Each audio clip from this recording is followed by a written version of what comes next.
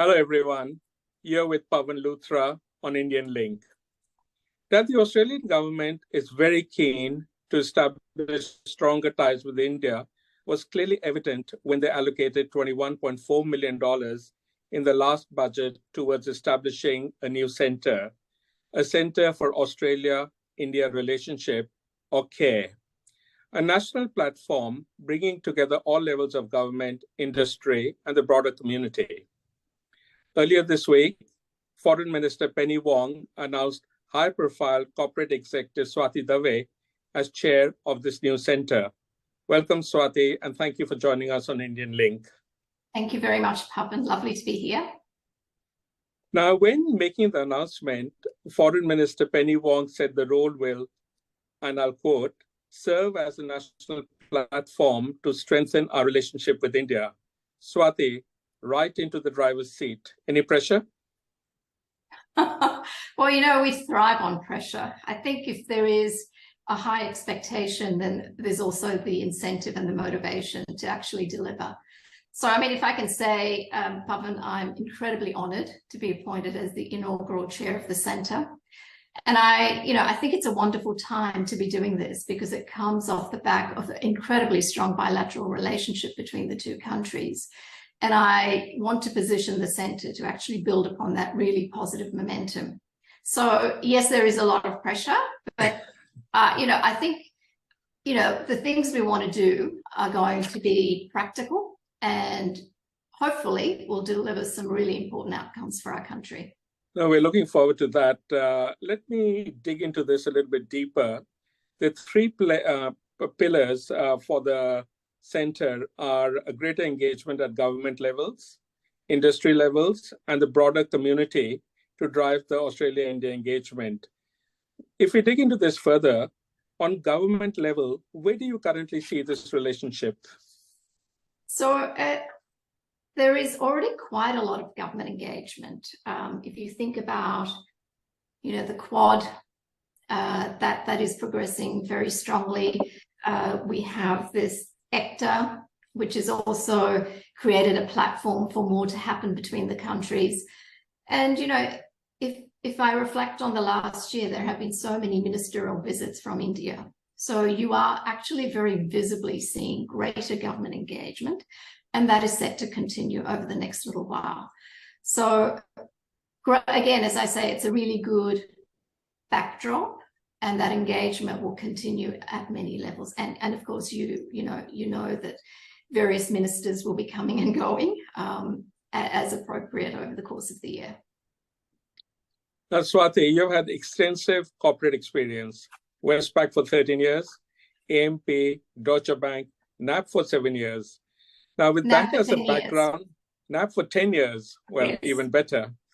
Now, with that as a background for your current role as chair of CAIR, how do you feel about the engagement of industry with doing business with India? I feel that given the developments in India, certainly over the last short period, that there is a contemporary India that we need to make more visible and more accessible for corporate Australia, for businesses in Australia. So there is a great role for the centre to actually help that business literacy. And it is about making people aware of how India has changed, how open it is, and where the opportunities are. So, I don't think we can think about, well, what used to happen in the past. I think we have to think about what is possible in the future and how can the centre facilitate that level of understanding. So how do you think the centre can facilitate that level of understanding? So some of the priorities for us will be around, really uplifting that business literacy. And, that is, as I say, demystifying India for Australia and Australians, making people more aware of what contemporary India looks like, where they're focusing their attention, where the two countries have, synergies and can work together effectively.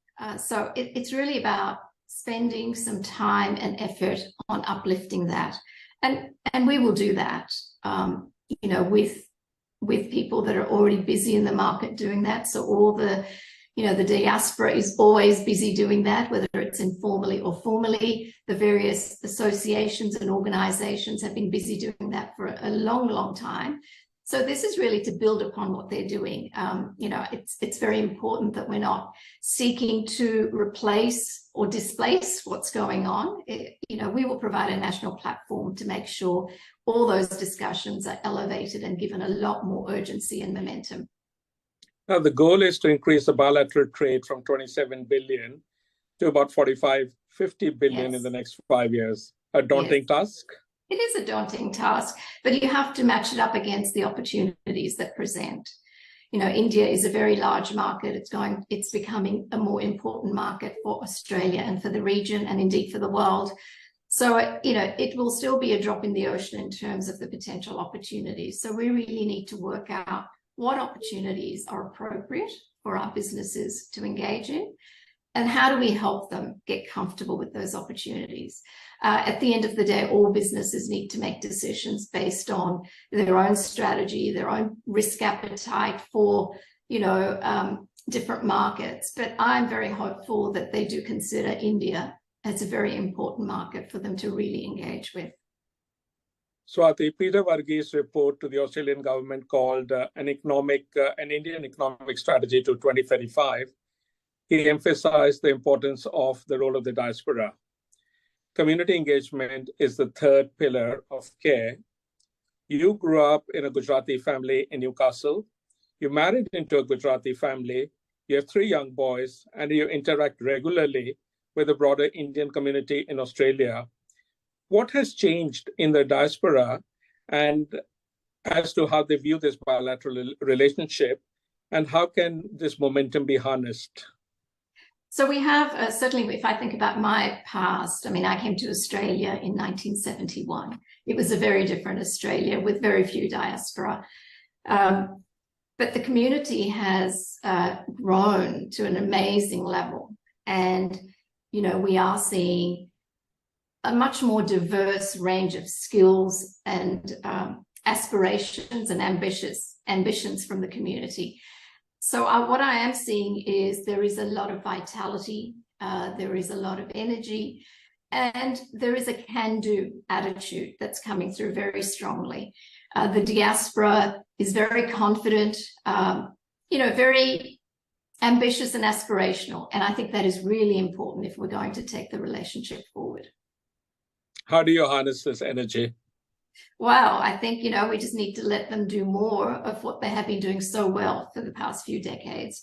And I think with this centre, engaging more with them, really listening to where we can actually add value to them and help them achieve those aspirations.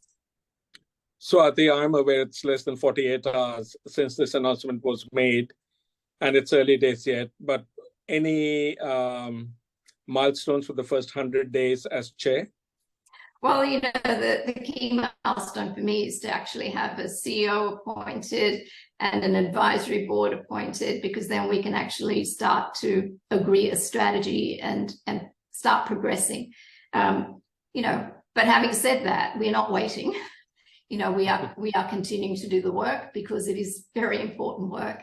And as I said, the backdrop is a very active backdrop, and we really can't afford to stop and wait. We want to create momentum and we want to deliver outcomes, right? So what my business background has certainly taught me is you have to deliver results. That's what people are looking for. And I'm very clear that that's what's expected of me. And before we let you go, any message to the wider Indian Australian community from this platform? I think firstly, a huge thanks from me for what you have created, because it is something quite magnificent. Secondly, a huge thanks for all the wonderful messages that I've received in the last 48 hours. I had spent a very busy couple of days in Canberra, so it took me a while to get back and actually see what's going on. But thank you all very much. And I really look forward to working with you. And please reach out if there is anything you think is critically important for me to be aware of or to focus on, because a lot of this stuff comes from people who are living and breathing these relationships on a day-to-day basis. So please feel free to reach out and let me know what you're thinking. Swati Dave, inaugural chair of Center for Australia-India Relationship, congratulations on your new appointment and a sincere best wishes in your new role. Thank you very much, Pawan. Thank you.